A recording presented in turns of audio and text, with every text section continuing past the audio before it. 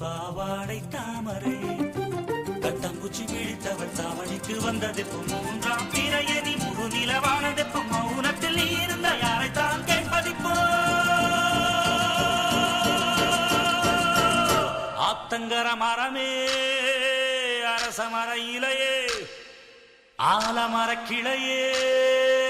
அதில் உறங்கும் கிளியே ஆத்தங்கர மரமே அரச மர இலையே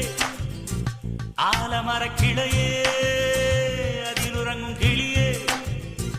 ஓடக்கர உழவு காட்டுல ஒருத்தி யாரு இவ வெடிச்சு நிக்கிற பருத்தி தாவி வந்து சண்டையிடும் அந்த முகமா தாவணிக்கு வந்த ஒரு நந்தவனமா உள்ள சொந்தம் என்ன விட்டு போகாது